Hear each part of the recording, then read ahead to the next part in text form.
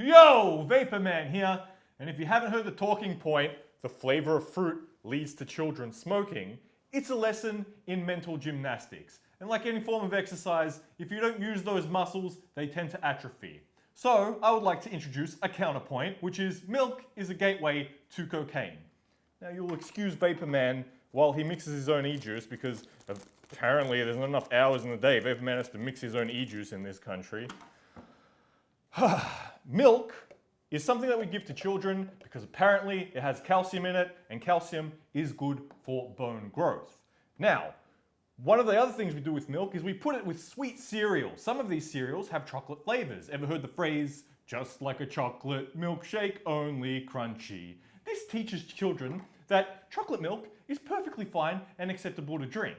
And then they get a little bit older, maybe they have some spelling bee or something to do at school, and they see the other people drinking coffee and they're like, well, chocolate is a flavorant for milk, coffee is a flavorant for milk, and they start sipping on coffee, which has caffeine in it, which is a mild stimulant, just like nicotine. And then, well, then you go... And then you go non sequitur. Okay.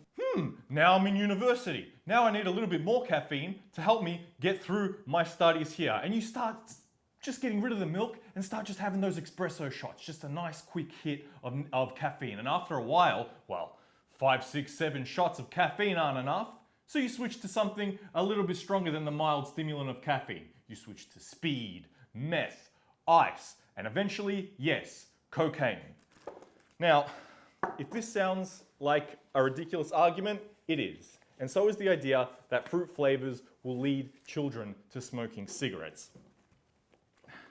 Now, as the famous ancient Chinese general Cheng Sung said in his book, The Art of War, if you wrestle with a pig, you'll get dirty, and the pig likes it.